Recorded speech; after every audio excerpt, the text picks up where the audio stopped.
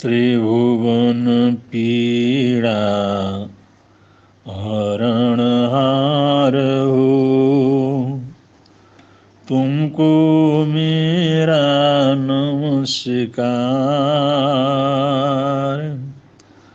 सर्व जगत के अलंकार, प्रणाम तुम्हें मेरा हर बार।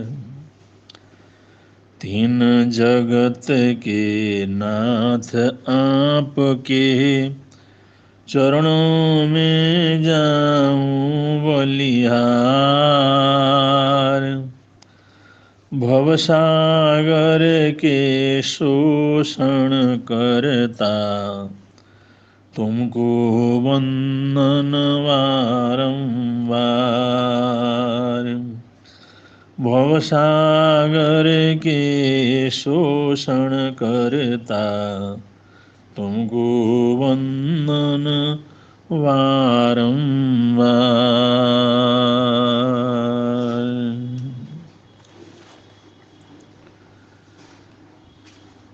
वर्धमान भगवान महावीर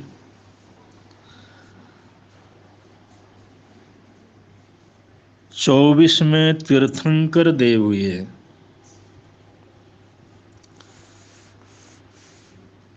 ऋषभदेव भगवान की श्रृंखला में जो तीर्थंकरों की परंपरा चली, उसमें आखिरी तीर्थंकर के रूप में वर्धमान श्रवण भगवान महावीर स्वामी हैं।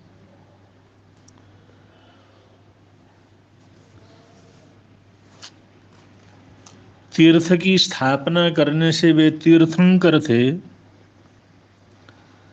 सर्वज्ञ सर्वदर्शी थे, आत्मा से परमात्मा अवस्था को उन्होंने प्राप्त किया था। इसके साथ साथ वे राष्ट्र नायक थे। साधना के माध्यम से साधना के शिखर को उन्होंने स्पर्श किया था। उनके जीवन के 72 वर्ष को महावीर युग के नाम से जाना जाता है। वे युग पुरुष थे। उस युग में उनके समकक्ष कोई नहीं था। उन्होंने आध्यात्म साधना की श्रेष्ठता को साधने के बावजूद उस युग की समस्त समस्याओं को समाधान देने का काम किया। जो उस समय की पारिवारिक समस्याएं थीं या सामाजिक समस्याएं थीं, राष्ट्रीय समस्याएं थीं या अंतर्राष्ट्रीय समस्याएं थीं, उन सब का समाधान श्रवण भगवान महावीर स्वामी का संदेश और उनका जीवन था। वो अपने जीवन से, जीवन की चर्या से, संदेश और उपदेश से, जीवन जीने के तौर तरीके से उन्होंने तत्कालीन समाज को जागृत करने का प्रयत्न किया। इसलिए वो योग पुरुष थे, महापुरुष थे। सर्व कल्याणकारी उनका संदेश था। इसलिए उनके तीर्थ को सर्वोदय तीर्थ कहा जाता है। उन्होंने जो धर्म की स्थापना की, उन्होंने जो सिद्धांतों की स्थापना की, वो सर्वोदय तीर्थ के रूप में प्रसिद्ध हुआ कि सबका जिसमें उदय हो, सबका हित हो, सबका कल्याण हो। समाज के प्रथम व्यक्ति से आखिरी लाइन के ऊपर रहने वाला जो व्यक्ति है, उसका भी कल्याण सदे ऐसे धर्म परंपरा का, ऐसी संस्था का, ऐसे सिद्धांतों का उन्होंने संदेश दिया। इसलिए उनके इस तीर्थ को अंत्योदय तीर्थ भी बोला जाता है और सर्वोदय तीर्थ बोला जाता है। सबका उदय, सबका कल्याण उसके अंदर छुपा हुआ था।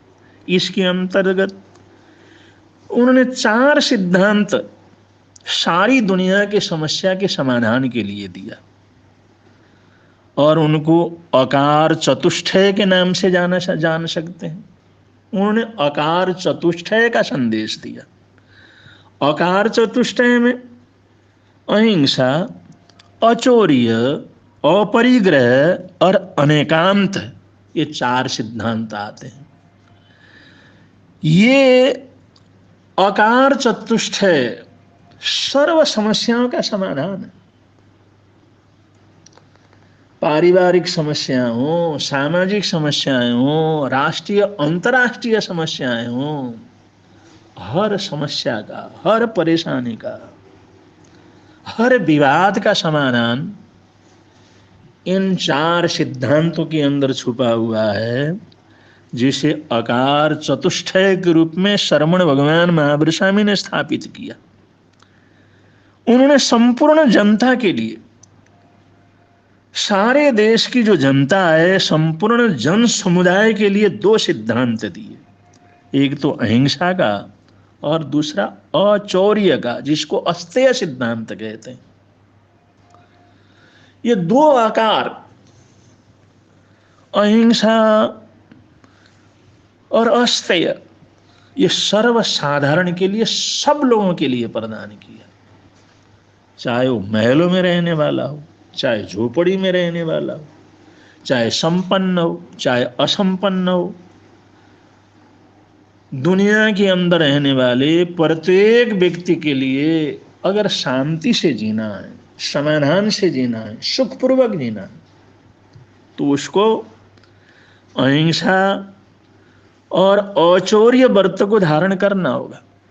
अहिंसा और अचौर्य से, अस्तेय व्रत से सभी प्रकार के समस्याओं का समाधान करके शांतिपूर्ण जीवन जिया जा सकता है। अहिंसा का तात्पर्य जियो और जीने दो। अहिंसा का तात्पर्य दया, करुणा, संवेदना।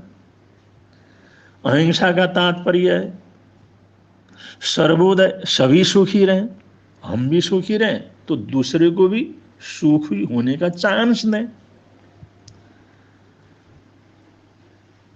अहिंसा का पालन करना, हम शांति से रहें, कोई अशांति फैलाता है तो उसके लिए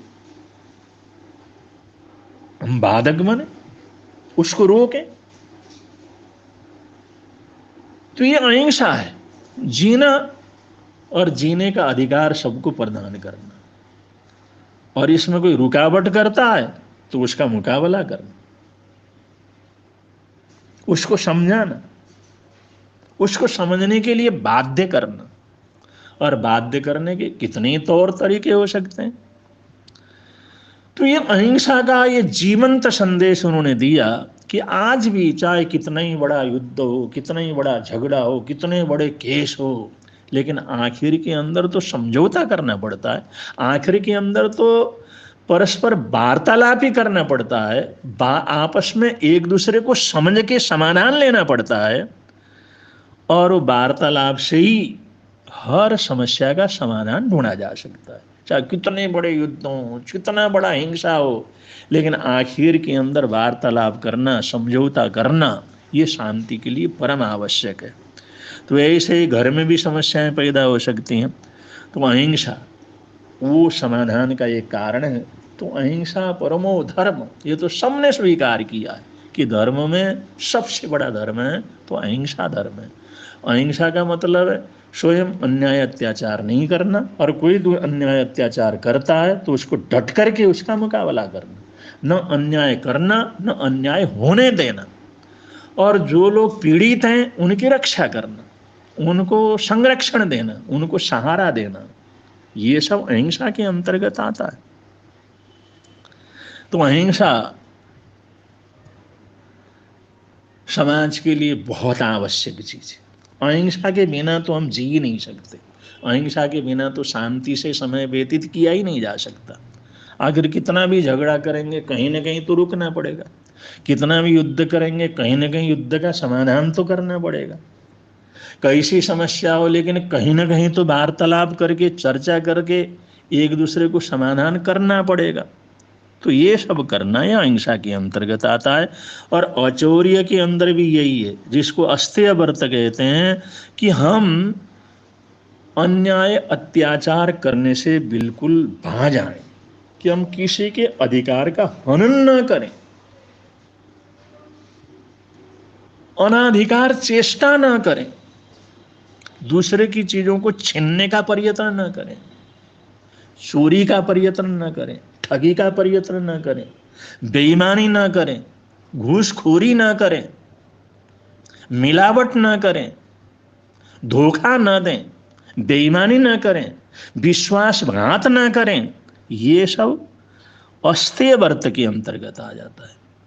अगर इन सब में अगर हर आदमी समाधान रखे कि मैंने किसी के साथ बेईमानी नहीं करना, किसी के साथ छल नहीं करना, किसी के प्रति अनाधिकार चेष्टा करके उसको नुकसान नहीं पहुंचाना, मैंने किसी के हक को छीनना नहीं, मैंने चोरी और बेईमानी नहीं करना, अगर ये बात अगर समझ में आ जाता है साधारण से साधारण सभी लोगों को, बड़े छोटे सभी को, तभी जा करके अहिंसा की स्थापना जीवन के अंदर होती है। तो ये दो सिद्धांत बड़े प्रमुख हैं जो प्रत्येक व्यक्ति को अनुसरण करना जरूरी है, प्रत्येक व्यक्ति को ध्यान रखना जरूरी है।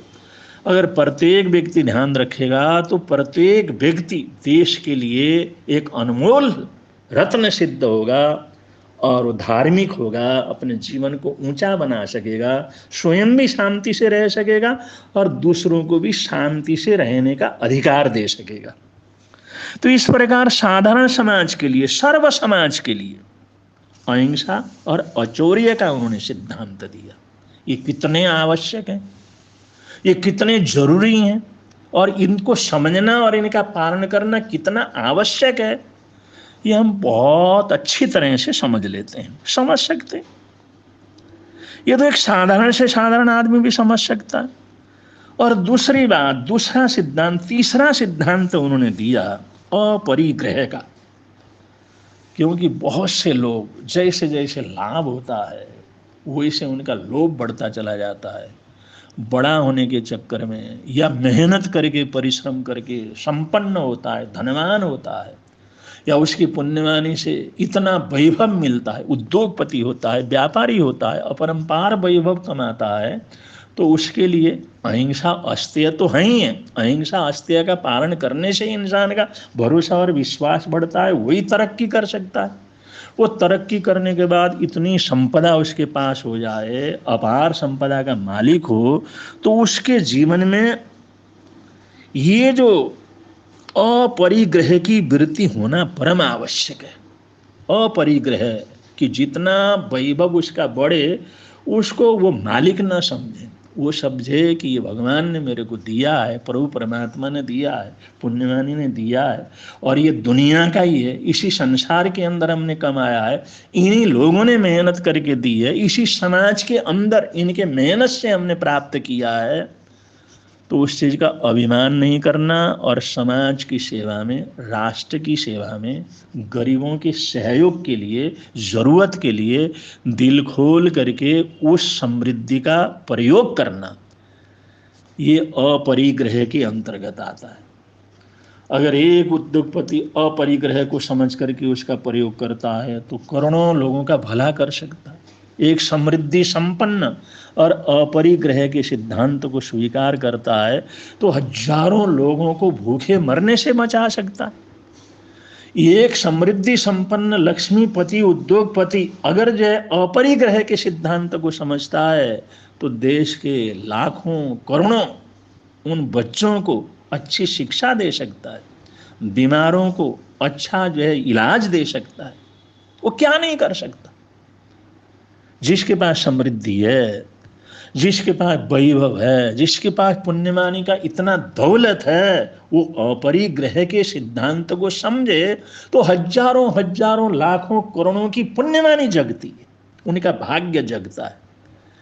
इसलिए जितने भी समृद्धि संपन्न, जितने भी श्रेष्ठी हैं, जितने भी उद्योगपति हैं, जितने भी लक्ष्मीपति हैं, अपार धन संपदा को जिन्होंने प्राप्त किया है, और प्राप्त किया इसलिए क्योंकि अहिंसा और अस्तेय के बर्ते के ऊपर चले, उन्होंने एक आदर्श जीवन को जिया और अपनी पुण्यमानी को बढ़ा करके मेहनत करके उन्होंने इतनी समृद्धि प्राप्त की। और उनके लिए अपरिग्रह का सिद्धांत है, वो अपरिग्रह के व्रत को धारण करें, अपरिग्रह के सिद्धांत को समझें और अपरिग्रह का जीवन के अंदर प्रयोग करें, उस परिग्रह को समझें, उसकी असलियत क्या है और उसका जितना सदुपयोग हो सके उतना करें। ऐसा करते हैं तो उनके लिए, उस देश के लिए, उस देश के नागरिकों के लिए ये बहुत बड़ी सफलता, बहुत बड़ी पुण्यमानी का योग होता है। इसलिए संपन्न लोगों के लिए, धनवान लोगों के लिए, उद्योगपतियों के लिए, समृद्धि संपन्न लोगों के लिए, बड़े बड़े व्यापारियों के लिए, श्री संपन्न जो लोग हैं उन लोगों के लिए भगवान महावीर स्वामी ने अपरिग्रह का सिद्धांत दिया। तो ये अपरिग्रह का सिद्धांत कितना महत्वपूर्ण है, कितना अद्भुत है, और ये कितना जो है सुख समृद्धि समाज को प्रदान कर सकता है, इसका हम अनुमान भी नहीं लगा सकते। तो ऐसा सिद्धांत दिया जिससे समाज में परम शांति का वातावरण बने रहे। और भगवान महावीर स्वामी ने अकार चतुष्टय के अंतर्गत आखिरी बात कही है, उन्होंने अनेकांत सिद्धांत, अनेकांत उन्होंने उन लोगों के लिए कहा जो विद्वान है, जो दार्शनिक है, जो पढ़े लिखे हैं, जो एजुकेटेड हैं, जो तरह तरह का शोध करते हैं, तरह तरह के सिद्धांत निकालते हैं, तरह तरह से विद्वान हैं। क्योंकि एक विद्वान अपनी बुद्धि से, अपनी प्रज्ञा से, अपनी समझ से हजारों लोगों को अपने पीछे लगा लेता। अगर एक विद्वान ने ऐसे पीछे लगा लिया, दूसरे विद्वान ने अपने लोगों को पीछे लगा दिया, फिर आपस के अंदर उनके झगड़े हो गए, तो फिर भयंकर स्थिति बन जाती। क्योंकि बहुत से पढ़े लिखे लोगों के कारण से, उनकी असहनशीलता के कारण से, पढ़े लिखे विद्वान बुद्धिमान लोगों की असहनशीलता के कारण से, या उनके गर्व के कारण से, उनके अभिमान के कारण से समाज के अंदर बड़े बड़े युद्ध होते हैं, सांप्रदायिक युद्ध होते हैं, सैद्धांतिक युद्ध होते हैं, उसमें बड़ी भारी हिंसा होती है, नफरत की एक अग्नि वहां पर फैलती है। तो ये बड़े जो विद्वान हैं, पढ़े लिखे हैं, धर्म गुरु हैं, या किसी परंपरा के बड़े लोग हैं, उन लोगों के लिए श्रवण भगवान महावीर स्वामी ने अनेकांत का सिद्धांत दिया कि उनको अनेकांत सिद्धांत को पढ़ना चाहिए, समझना चाहिए और अनेकांत सिद्धांत को स्वीकार करके चलना चाहिए। अनेकांत के अंदर ये कहा कि इस दुनिया के अंदर जो सत्य है वो इतना विराट है, जो सहज सत्य है वो इतना सूक्ष्म है, इतना विराट है। हम एक सत्य को किसी अपेक्षा से ही देख सकते हैं, किसी अपेक्षा से बोल सकते हैं, किसी अपेक्षा से समझा सकते हैं, उसको सर्वांग तरीके से न तो देख सकते हैं, न बोल सकते हैं, न समझा सकते हैं। इसका मतलब ये है कि एक विद्वान जिसने ये सिद्धांत की धारणा की, अपने संप्रदाय को चलाया, एक सिद्धांत समाज के हित के लिए दिए, और दूसरा उसका विरोधी, उसका विरोध करने वाला है, तर्क संगत ढंग से अगला विरोध करता है, तो इसको ये समझना पड़ेगा कि मैं सत्य के रास्ते के ऊपर हूँ, मैंने बहुत अच्छी चीज दी है, तो अगला मेरा विरोध भी कर रहा है, मेरे विपरीत उसने परूपणा कर रहा है, तो वो भी कहीं ना कहीं तो सत्य हो सकता है, कहीं ना कहीं तो किसी सत्य को लेकर के चल रहा होगा। वो भी मैं सत्य हूं, चाहे मैं बहुत सत्य हूं, तो अगला भी तो कुछ ना कुछ तो सत्य होगा उसके पास। इस प्रकार स्वयं की जो समझ से हमने सत्य निश्चित किया है और अगला हमारा विरोध करता है, हमारे विपरीत है, तो उसके सत्य पक्ष को भी समझने का प्रयत्न करें, उसको सुन सकें, उसको समझ सकें कि अगला ऐसा कहता है, ऐसा करता है तो किस अपेक्षा से करता है। तो ये विद्वानों में अगर परस्पर एक दूसरे को समझने की ताकत पैदा होती है, एक दूसरे को सुनने की शक्ति पैदा होती है, एक दूसरे को समझने की शक्ति पैदा होती है, तो ये जो सांप्रदायिकता है, धार्मिक असहिष्णुता है, अपने आराध्य प्रभु परमात्मा को लेकर के आराधना पद्धति आदि की वजह से जो तरह तरह की नफरत पैदा हो जाते हैं, तरह तरह के भेद पैदा हो जाते हैं, तरह तरह के युद्धक वातावरण हो जाता है, तरह तरह की कट्टरता, धार्मिक कट्टरता उसके अंदर आती है, सैद्धांतिक कट्टरता बढ़ती है। उस कट्टरता को तोड़े बगैर, उसमें संभाव लाए बगैर, उसमें एक दूसरे को समझे बगैर समाज में शांति को स्थापित नहीं किया जा सकता। इसलिए प्रभु परमात्मा श्रवण भगवान महावीर स्वामी ने उन विद्वानों के लिए, पढ़े लिखे लोगों के लिए, पर संप्रदाय प्रारंभ करने वाले लोगों के लिए, सिद्धांतों का रचना करने वाले लोगों के लिए, उन सिद्धांतों की स्थापना करने वाले लोगों के लिए ये अनेकांत का सिद्धांत दिया। तुम कितना भी सत्य हो, लेकिन अगला भी कहीं ना कहीं सत्य को लेकर के आगे बढ़ रहा है, इस बात को स्वीकार करो। जो तुम कहते वो भी सत्य है, तो अगला कहता वो बिल्कुल गलत हो ऐसा जरूरी नहीं है, वो भी कहीं ना कहीं किसी सत्य को लेकर के चल रहा है। क्योंकि बिना सत्य से तो कोई भी सिद्धांत चल नहीं सकता।